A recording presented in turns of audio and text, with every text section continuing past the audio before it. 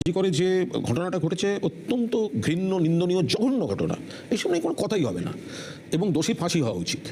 কিন্তু সেটাকে কেন্দ্র করে যারা একটা বিকৃত প্রচার নিয়ে নামলো, ওই 150 গ্রাম, তারপরে রক্তাক্ত গ্লাভস, আরে রক্তই নয়, ওটা কেমিক্যালের দাগ, দুদিন বাদে বেরোলো, তখন সেটা আর ব্রেকিং নিউজ হলো না।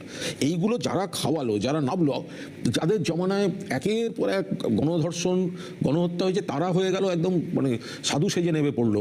অন্য রাজ্যে, উন্নাও, হাতরাস থেকে আরম্ভ করে বিজেপির রাজ্যগুলোতে যে অবস্থা, তারা এখানে নেমে পড়লো। এই যে একটা মমতা দিয়ে এবং সরকারকে কেন্দ্র করে একটা মিথ্যা, তখন মনে হলো যা হবার হবে, চালিয়ে খেলবো। ঘটনা খারাপ, আমরাও নিন্দা করছি। একদম। আমার বক্তব্য হচ্ছে যে এই দুটো লড়াইয়ের মধ্যে দিয়ে আসল যে ঘটনাটা, এটা সাংবাদিক হিসেবে তোমার কি কখনো মনে হয় যে আসল ঘটনাটা ধামাচাপা পড়ে গেল, যে বিষয়টা সামনে আসা উচিত ছিল, যে নিরাপত্তাহীনতা, যে ঘটনা? একদম মনে করি না। তার কারণ 3খানা কোর্টের দায়িত্ব হয়েছে। আমরা কি সব বিচারক হয়ে বসে আছি নাকি? মিডিয়া ট্রায়ালটা কি শেষ কথা নাকি? ঘটনা খারাপ, ঘটনা অত্যন্ত খারাপ, কিন্তু পুলিশ 24 ঘন্টার মধ্যে ধরেছে। বলা হলো সিবিআই চাই, সিবিআই এসে বললো পুলিশের তদন্ত ঠিক ছিল। তারপরে আমরা বলেছিলাম ফাঁসি চাই, সিবিআই ওটা যাবজ্জীবন করিয়েছে, আমরা বলেছি ওটা ফাঁসি চাই।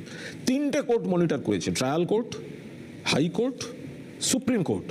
আমরা কি তাদের থেকে বেশি জানি? মানে আমরা যেটা আগে থেকে ভেবে রাখছি যে আমি ওদের দেখতে পারি না, তাহলে এই লোকগুলো জড়িত, এদের কেন ধরা হচ্ছে না? আমি জানছি কি করে তারা জড়িত কি জড়িত নয়? আমার রাগ আছে বলে আমি সেটা একটা বাতাবরণ তৈরি করে দেবো এবং বলে যাবো আসল বিচার হলো না। এই আসলটা তুমি জানলে কি করে? 3খানা কোর্টের বিচারপতিরা জানতে পারলো না। 3টে court, trial court, Kolkata high court, supreme court, তার থেকেও বেশি সেই লোকটা জানে যে শুধু টিভি দেখে আর কাগজ পড়ে আর পাড়ার চায়ের দোকানে বসে থাকে। এটা হয়